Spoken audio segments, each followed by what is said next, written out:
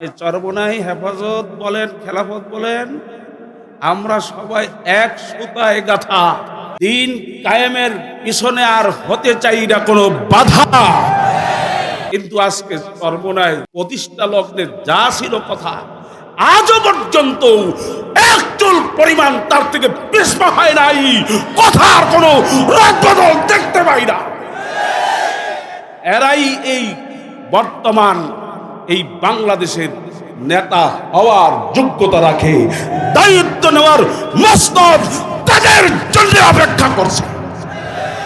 আমাদের মুহতারাম আমির পীর সাহেব হুজুর চরমোনাই দামাত বারাকাতুহুম সাধারণ মানুষের কাছে প্রিয় একটা পাত্র হয়ে উঠতেছেন।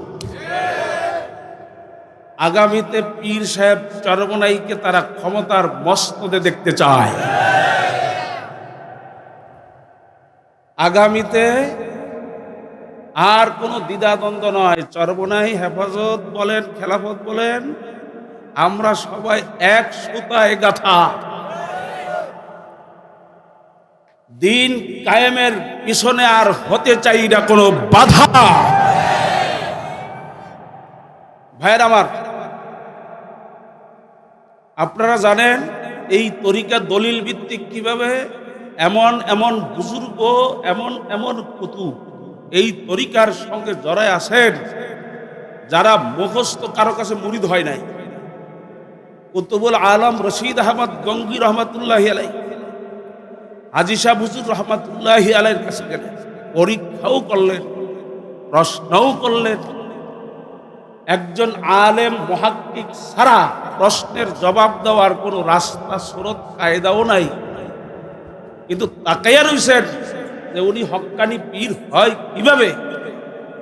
তাকাইয়া দেখেন প্রশ্নের পরে কুতুবুল আলম রশিদ আহমদ গঙ্গি রহমতুল্লাহি আলাইহি চক্ষু দুইটা বন্ধ কইরা মাথাটা নিচের দিকে কেমন যেন ঝুঁকাইয়া দিছে। প্রশ্নের জবাবগুলো দিলেন।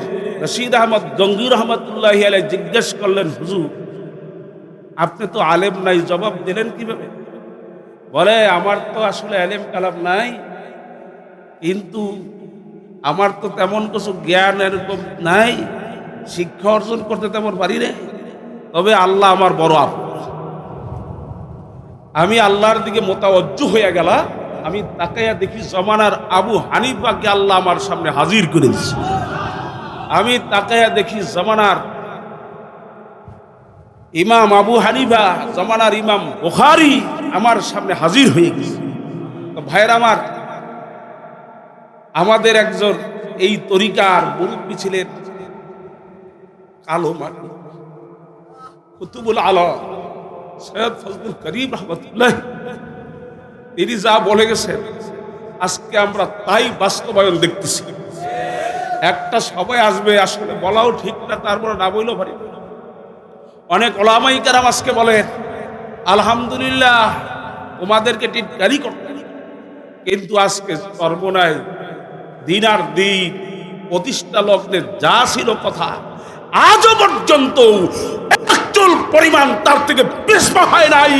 কথার কোনো রদবদল দেখতে পাই না। এরাই এই বর্তমান এই বাংলাদেশের নেতা হওয়ার যোগ্যতা রাখে, দায়িত্ব নেওয়ার মস্তক তাদের জন্য অপেক্ষা করছে। ভাইয়ের আমার, আসুন